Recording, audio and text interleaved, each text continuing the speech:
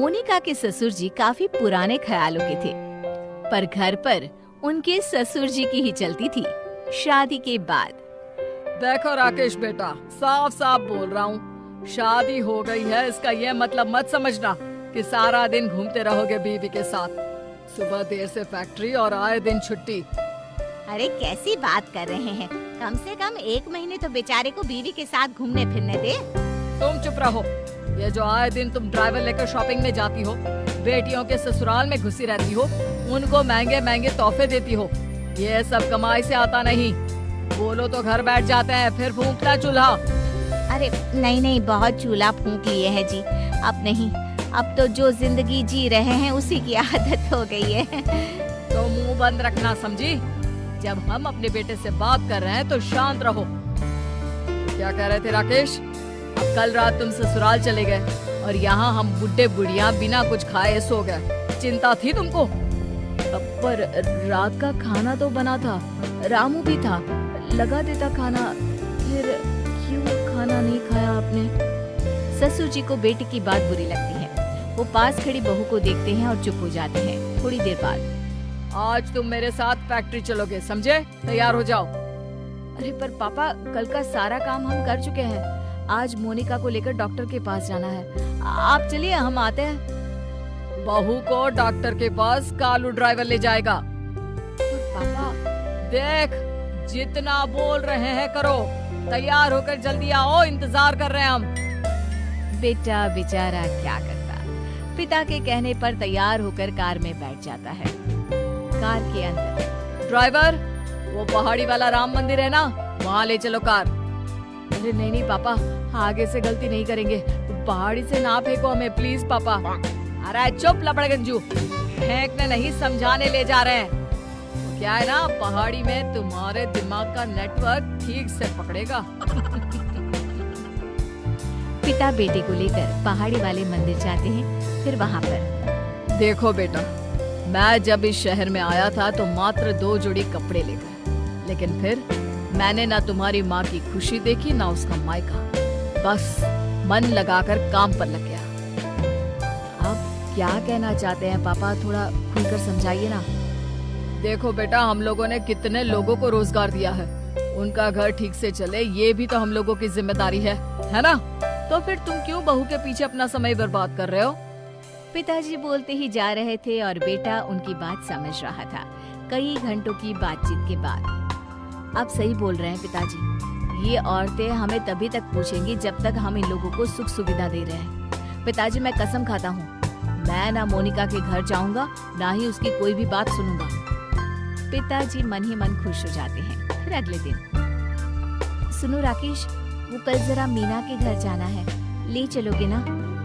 देखो मोनिका, इस घर में सारा दिन कोई ना कोई आता रहता है। अगर तुम चली गई तो उन लोगों के चाय, नाश्ते, उठने बैठने का इंतजाम कौन करेगा? अरे उसके लिए तो नौकर है ना, और कौन सा वो लोग तुम्हारे रिश्तेदार हैं? अरे बिजनेस के सिलसिले में आते जाते हैं। वैसे भी तुम लोगों के घर का तो रिवाज है ना कि बहू मेहमानों के सामने बाहर नहीं निकलती। देखो राकेश, मैं बंद कर नहीं रह सकती हूँ। शादी से पहले हम कितना घुमा फिरा करते थे।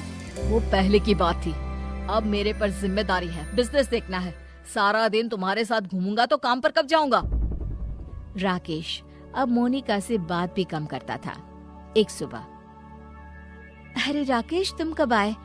रात में भी अब घर पर नहीं रहते, मैं नाश्ता लेकर आती हूँ।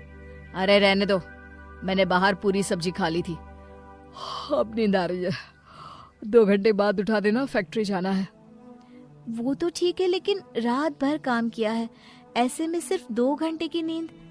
तभी वहाँ ससुर जी आ जाते हैं। बहू, राकेश के लिए काम ज्यादा जरूरी है, उसे काम पर जाने से मत रोको। और हाँ बहू, अब से वो तुम्हारे साथ कहीं नहीं जा पाएगा। तुमको जहाँ जाना हो ड्राइवर और कार खड़ी है, चली जाना। ससुर जी के जाने के बाद मोनिका रोने लगती है। क्या हो गया, रो क्यों रही हो? मेरी मौसी की बेटी की शादी है कल, तुम नहीं चलोगे? देखो, रोना बंद करो, चलूंगा मैं। अगली शाम राकेश ऑफिस में। पिताजी, वो मोनिका के घर पर शादी है, मेरा उसके साथ जाना जरूरी है। देखो बेटा जाओ, लेकिन एक क्लाइंट आ रहे थे। मुझे तो चक्कर आ रहा है, लेकिन तुमको जाना है तो जाओ, मैं रुक जाता हूँ। अरे कैसी बात कर रहे हैं पिताजी, आप घर पर जाइए, मैं हूं ना। वैसे भी शादी तो रात भर चलती है। पिताजी चले जाते हैं, लेकिन घंटों के बाद भी कोई भी क्लाइंट ऑफिस नहीं आता। इधर घर पर मोनिका शादी में जाने के लिए तैयार बैठी होती है। बहुत इंतजार के बाद भी जब राकेश नहीं आता तो मोनिका बेटा, उसको तो मैंने कहा था कि तू घर चला जा, मीटिंग मैं देख लेता हूँ, लेकिन माना ही नहीं। एक काम करो, तुम ड्राइवर लेकर चली जाओ। मोनिका अपनी माँ को फोन करती है। अरे नहीं नहीं मोनिका, शादी के बाद अकेले आना अच्छा नहीं लगता, तुम रहने दो, मैं बोल दूंगी कि तुम्हारी सास की तबीयत ठीक नहीं थी। मोनिका कपड़े बदलकर सोने चली जाती है। सुबह उठती है तो राकेश कुर्सी पर सो रहा होता है। मोनिका उसे उठाने की कोशिश करती है, लेकिन उसका तो शरीर गर्म होता है। अरे इन्हें तो बुखार है, मैं अभी डॉक्टर को बुलाती हूँ। क्या हो गया राकेश को? तैयार होकर आया नहीं अभी तक? पिताजी उनकी तबीयत खराब हो गई है, मैं डॉक्टर को फोन कर रही हूँ, आज वो घर पर ही आराम कर लेंगे। अरे नहीं नहीं, कुछ नहीं होता, उससे बोलो नहाकर तैयार हो जाए। जी पिताजी, मैं बस आ ही रहा हूँ। किसी तरह राकेश तैयार होकर ऑफिस पहुँचता है, लेकिन तुरंत चक्कर खाकर गिर जाता है। अरे क्या हो गया इसे? कोई डॉक्टर को बुलाकर लाओ जल्दी से। ये क्या, आपका बेटा तो बुरी तरह से थका हुआ है, इसे तो रिलैक्स होने की जरूरत है। क्या बात है, ये काम इतना ज्यादा कर रहा है कि नींद भी पूरी नहीं हो रही है। अब जी हाँ, अब क्या कर सकते हैं? अरे क्या कर सकते हैं मतलब, नई नई शादी हुई है तो बहू और बेटे को बाहर भेज दो, थोड़ा माहौल बदलेगा तो आराम भी मिल जाएगा। आखिर इकलौता बेटा है आपका, क्यों इसकी जिंदगी से खेल रहे हैं? जी डॉक्टर साहब, समझ गया मैं। घर आकर, अरे बहू पैकिंग कर ले तू, और राकेश 10 दिन के लिए अमेरिका जा रहे हो घूमने के लिए। मोनिका को तो कान पर विश्वास ही नहीं होता। पर पिताजी काम? हाँ बेटा, काम तो होता रहता है। अब तो हम लोगों का काम सेटल हो गया है, छोटे मोटे काम के लिए तो मैं हूं ही, बाकी 10 दिनों में तुम लोग वापस आ भी जाओगे।